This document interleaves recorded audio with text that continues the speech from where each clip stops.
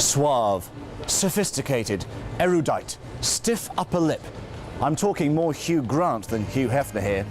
I put it to you, sir, or madam, that the British gent has not been consigned to the politically incorrect scrap heap. He's alive and well in the 21st century. Or is he? My name's Chris Rhodes, and I'm your guide for the next 3 minutes.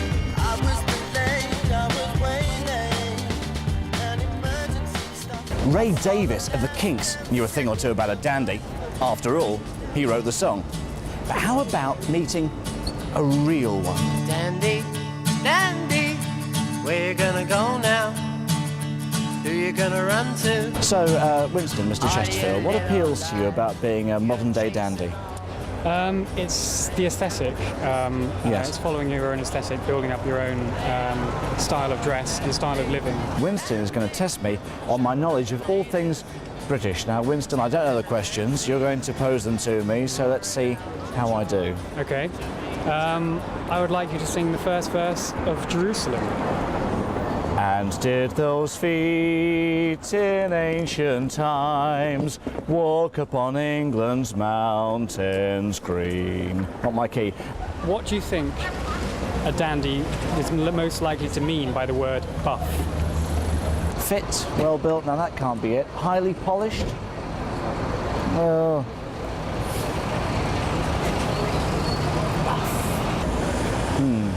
Find out how I did later when Winston gives me a score out of 10. Now, for a gentleman about town, surely the shops you should be... Why am I even looking in the shop? This has nothing to do with this reel. What's going on? Right. Opinions. That's what we need.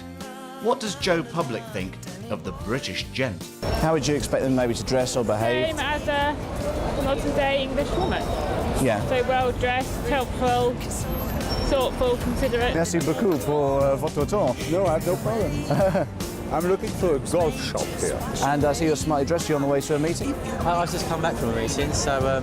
So you managed to loosen the tie? Like tweed jackets. Yeah, very this sort kind of look. This kind of look this we've kind got of here. look, and like going hunting as well. Well, there's a little food for thought from mon ami français Christophe.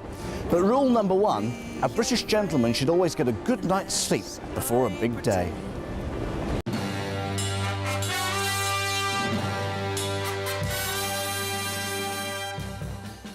I'd had a tip-off about a bespoke tailor's hidden away in the heart of London's financial district. It was started up by former investment bankers James Slater and Ian Myers. But what gave them the idea? Well, I mean, the UK and the world in general seems to kind of fall into this culture of just wearing ready-to-wear, poorly made garments. You'll see there's a lot of handwork that goes into it. So you've got this hand stitching in there. That creates shape in the jacket. That actually breathes. So the canvas moves. It's called floating canvas. I can't claim to have a floating canvas, so what would Ian make of my off-the-peg garment? Overall, it's too tight on you here. It is, yes. It's too tight, so it's kind of, it's riding around here. Yeah. The armhole's too low. So Okay. high armholes are key to a really good suit. Look at me.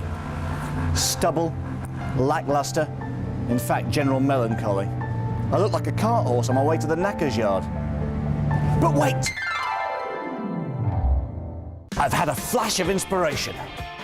I'm off to meet 29-year-old Luke Johnson and get his take on the modern British gent. I think it's sort of a mixture of like modern styles, but still with still looking after yourself and keeping yourself clean cut. Let's pull up a pew and see if Luke can work a grooming miracle. Good luck. There's so much history behind it, and it's something that I've found really interesting. He scraped, he cut, and now it's time for the big reveal. Winston Chesterfield, would you be so kind as to let the viewers know how well I did in the Great British Test? I would give you an 8 out of 10. 8 out of 10, that's not bad. And buff was the... Buff, used commonly by dandies, would be referring to the colour of a man's waistcoat. I've been booted, suited, groomed, and put through my paces regarding all things British.